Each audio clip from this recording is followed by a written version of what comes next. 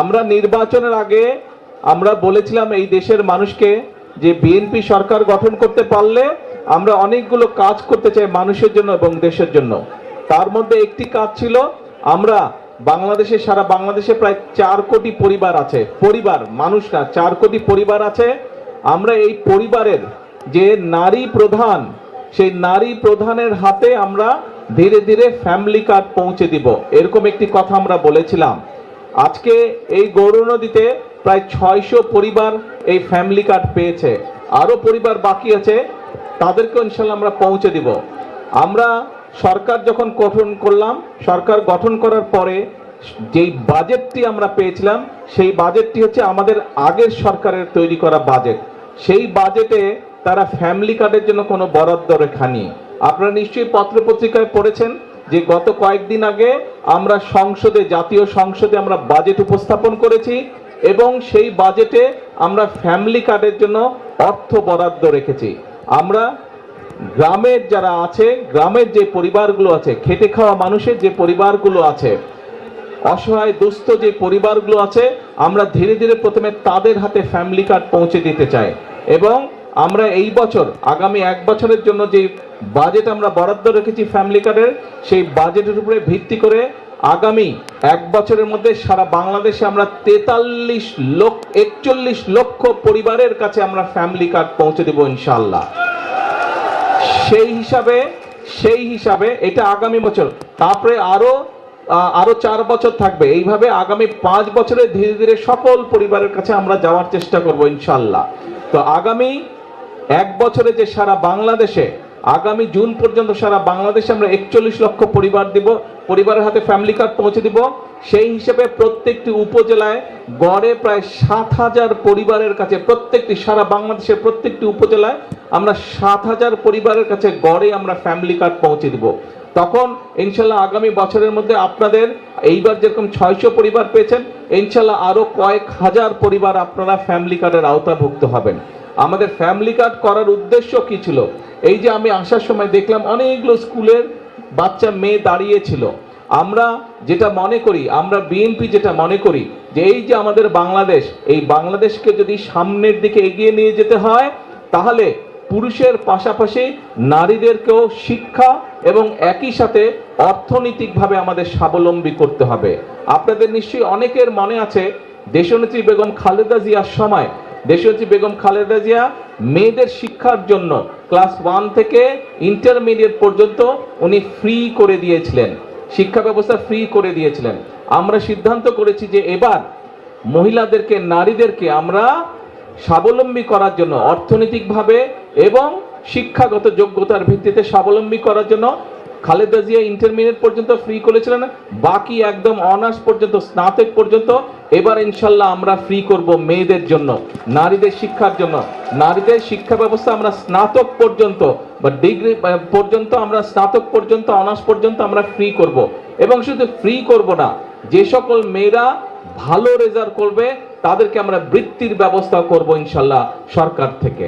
এবং শিক্ষার পাশাপাশি নারীরা বা মায়েরা যাতে অর্থনৈতিকভাবে স্বাবলম্বী হতে পারে, সেই জন্য এই ফ্যামিলি কার্ড আমরা দিয়েছি। এই যে এখানে আমরা 3 জন মায়ের সাথে কথা বললাম, এর বাইরেও আপনারা প্রায় যে 600 মা আছেন, আপনারা নিশ্চয়ই গত 2 মাস যাবত যে ফ্যামিলি কার্ড পাচ্ছেন। হ্যাঁ, একবারে তো সব সমস্যার সমাধান হবে না, সংসারের সব সমস্যার সমাধান তো একবারে হয় না, কিন্তু এই 2 মাসে দেখেন অনেক বছর ধরে হয়তো কোনো কাজ আপনি করতে পারছিলেন না, হয়তো ওষুধ কিনতে সমস্যা হচ্ছিল, ওষুধ আনলে এটা আনতে পারেন না, এটা আনলে ওষুধ আনতে পারেন না, অথবা ছেলে মেয়ে শিক্ষার ব্যাপার, অথবা ছেলে মেয়ে কোনো একটা শখ করেছে কিছু জিনিস কিনবে, কাজেই এই জিনিসগুলো হয়তো আপনার পক্ষে সম্ভব হচ্ছিল না। কিন্তু এই ফ্যামিলি কার্ডটা পাওয়ার ফলে আমরা যে বোনদের কথা শুনলাম, তাদের কাছ থেকে আমরা জানলাম যে ফ্যামিলি কার্ড পাওয়ার ফলে একটু হলেও তাদের জন্য সুবিধা হয়েছে সংসারের কাজগুলো গুছানোর জন্য। আমাদের লক্ষ্য এটাই, আমাদের উদ্দেশ্য এটাই যে আমাদের মায়েরা যাতে একটু হলেও ভালো থাকতে পারে, দেশের মানুষ যাতে একটু হলেই ভালো থাকতে পারে।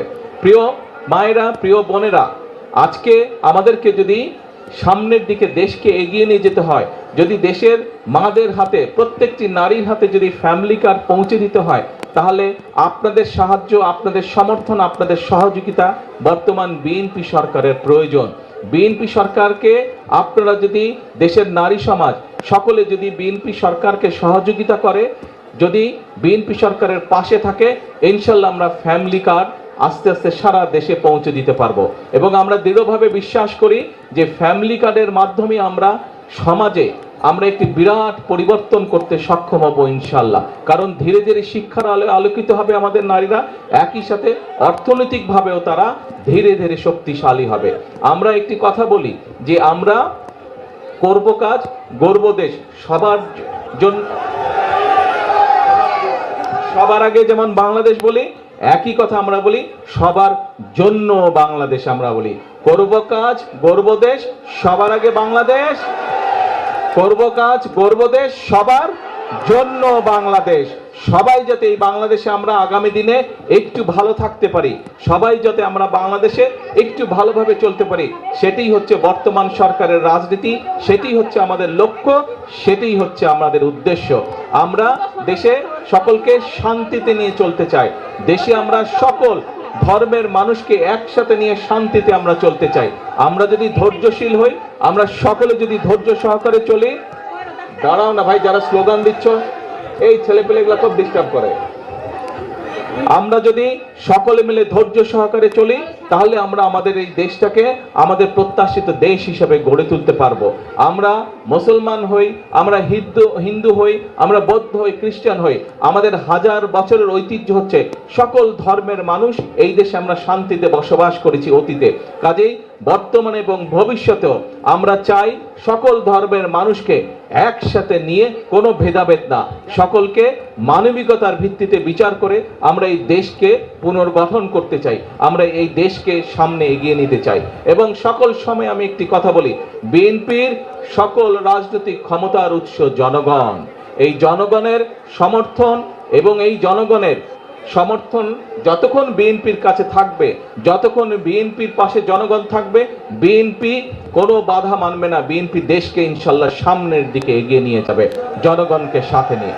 আপনাদের কাছে আবারও, আপনাদের কাছে এবং সারা বাংলাদেশের দল মত নির্বিশেষে, শ্রেণী পেশা নির্বিশেষে, ধর্ম মত নির্বিশেষে সকল মানুষের কাছে দেশকে এগিয়ে নিয়ে যাবার, দেশকে পুনর্গঠন করার সমর্থন ব্যক্ত করে আমার বক্তব্য আমি শেষ করছি। ইনশাল্লাহ আবারও আসবো আপনাদের এলাকায়, আবারও আপনাদের সাথে কথা হবে।